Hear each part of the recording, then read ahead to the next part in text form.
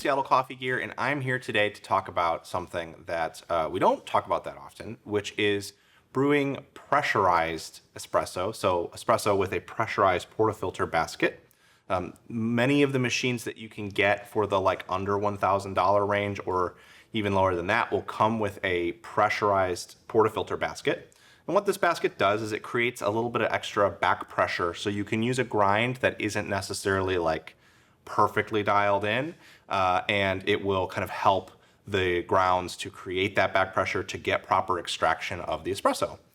So upshot is you can use a grinder that is more suited for brew, such as the Sola Scala here that we're going to be using to get a shot of espresso off of your espresso machine.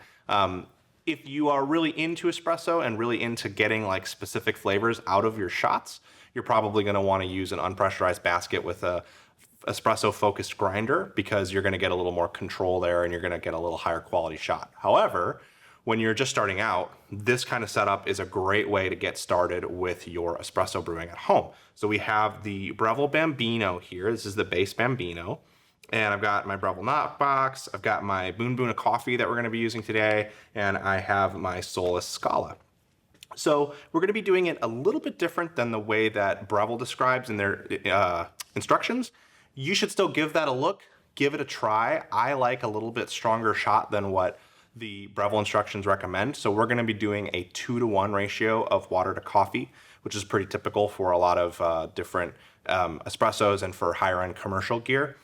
They suggest a slightly more diluted espresso. So just give it a shot, see which one you like more. I have also pre-programmed this machine to give us about 32 grams out. When we talk about brewing espresso, we talk about the amount of coffee that we're putting in the portafilter. So we'll say, in this case, 16 grams in, 32 grams of water out.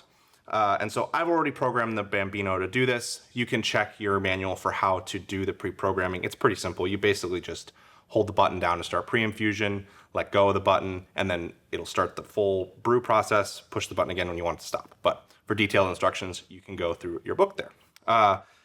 When it comes to how we're going to measure our coffee, I'm going to give you a little bit of a trick. We're going to do what's called single dosing, which is pretty typical for people when they're first dialing in their grinder and espresso machine combo. It's also used a lot for things like pour over. And a lot of people do single dosing for brew and espresso when they just want to try different beans, because we're not going to fill the whole hopper.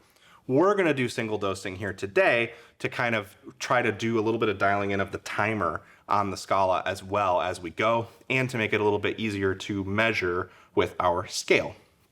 One thing that's important for this process is to have a scale. I'm using an Akaya scale, which is a really nice scale. If you can get one of them, they're great for pour over and for even using with a press or with an AeroPress. But you can use a slightly less precise scale, since we're using a method that's already a little less precise than unpressurized espresso. So you don't necessarily need to step up all the way to something like an Akaya Lunar and weigh everything as we go, even if that is the preferred way to do it if you're going with unpressurized espresso. So let's get started. To start, I've taken the grinder real fine. I know you can't see necessarily the setting, but I've got it down to a 3 here. We're going to start there and see what we get. And to do this single dosing, I'm going to pull the catch bin out. I'm going to put it on the scale and start it up. And tears out because it starts with that on it. And I'm going to do just about 17 or so grams, just to account for any retention that we're going to get. Oh, that's a little too much. Take it back a little bit. We have there 16. I'm just going to do a tiny bit more. Cool. So again, that's just to account for, excuse me, in case we have a little bit of retention as we go through grinding the beans. Stick that back there. I'm going to put the beans in the hopper. Make sure all of them go in. I'm going to put my lid on the catch bin. And I have the timer set now right around the 3. We're going to see if that's the right amount of time. It's going to be 5-second intervals, I want to say, on this grinder per notch. And I'm just going to hit go.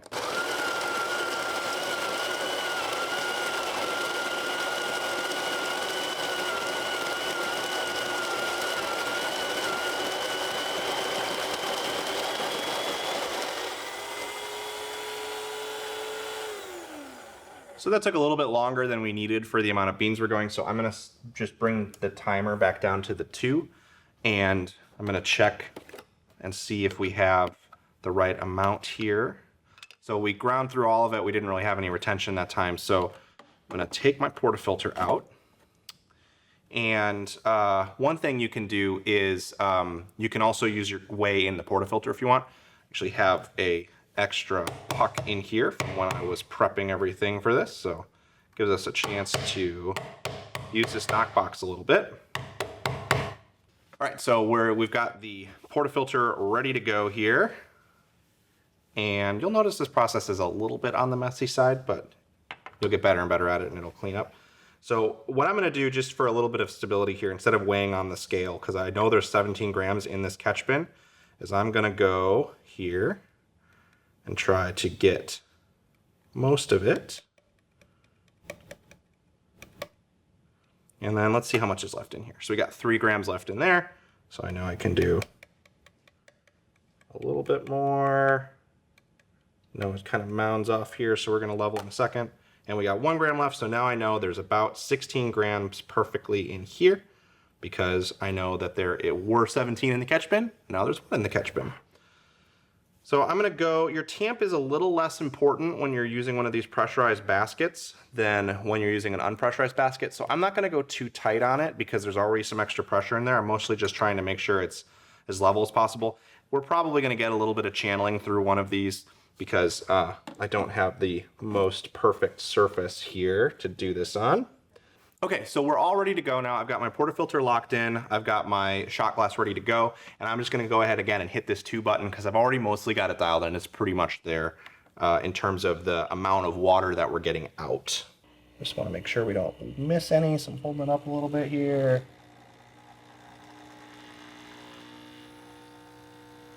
Okay.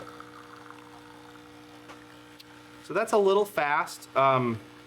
Obviously this is gonna be a lot different than brewing with an unpressurized espresso machine. For unpressurized or special basket, sorry, you're gonna be looking for somewhere in the like 25-ish second range for most of your shots.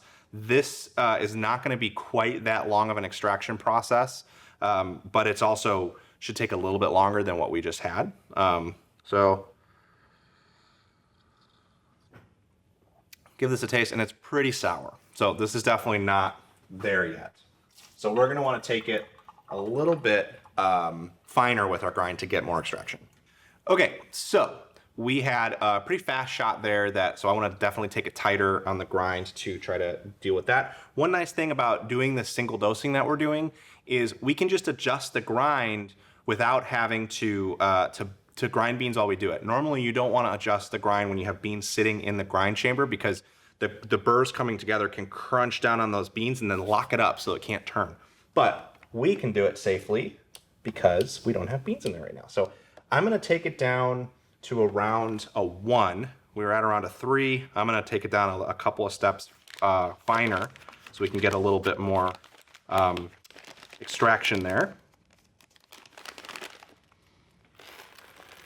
And we're gonna do the same that we did before, 16 grams in. So I'm going to measure out my 16 grams. I'm just gonna take it right on the money this time since we didn't have any retention last time. So we have our 16 grams of beans. I'm gonna put them in the hopper. And I have it set right around the 2. We're gonna see if that's the right amount of time for a grind.